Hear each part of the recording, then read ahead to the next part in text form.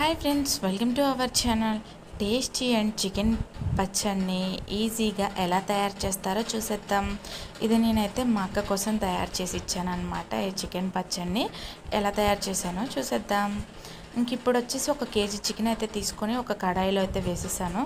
అందులో వాటర్ ఏమీ లేకుండా ఉప్పు పసుపు అయితే వేసాను. చికెన్లో అయితే వాటర్ ఇంకి వస్తాయి కాబట్టి ఇంకా అలాగ వేసిన తర్వాత చికెన్ అయితే ఇక్కడ అవుతూ ఉందన్నమాట. వాటర్ చూడండి ఎలా వస్తున్నాయో, వాటర్ లేకుండానే చేయాలన్నమాట. ఇంకా అలాగా ఇంకా వాటర్ అయితే ఎక్కువ అయిపోతూ ఉన్నాయి.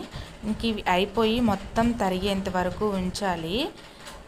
ఇంక ఇక్కడైతే ఫైనల్గా అయితే వాటర్ మొత్తం పోయాయి అన్నమాట. పోయిన తర్వాత ఇందులో నేనైతే తక్కువ ఆయిల్తోనే చేశాను, ఎందుకంటే మా అక్క ఎక్కువ ఆయిల్తో తినకూడదనేసి తక్కువ ఆయిల్తోనే చేశాను అనమాట. ఇదిగోండి, తక్కువే ఆయిల్ వేసి ఫ్రై చేస్తూ ఉన్నాను.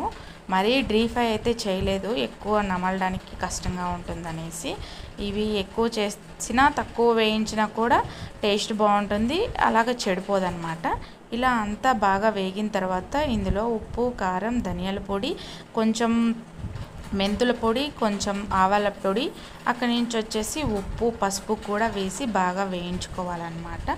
అల్లం వెల్లుల్లి పేస్ట్ వేయించిన తర్వాత వేయించాలి. నేను వీడియో తీయడం అయితే స్కిప్ అయిపోయింది, తీయలేదు.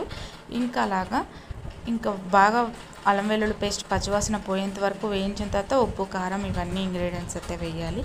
ఫైనల్గా అయితే చికెన్ పచ్చడి అయితే తయారైపోయింది. ఈజీ రెసిపీ అనమాట. ఇలాగ ఈజీగా చేసుకోవచ్చు. ఇది చల్లారిపోయిన తర్వాత నేనైతే 4 అయితే నిమ్మకాయలు వేసేసాను అనమాట. నిమ్మకాయలు వేస్తే చెడిపోకుండా ఇంకా గుజ్జు గ్రేవీగా వస్తుందనేసి గుజ్జుగా అలాగ నిమ్మకాయ మొత్తం పిండేసాను. టేస్ట్ అయితే చాలా బాగా వచ్చింది. ఇదైతే 1 వారం నిలువ పెట్టుకొని తింటేనే బాగుంటుంది అనమాట. మరి ఈ చికెన్ పచ్చడి నచ్చినట్లయితే లైక్, షేర్ అండ్ సబ్స్క్రైబ్.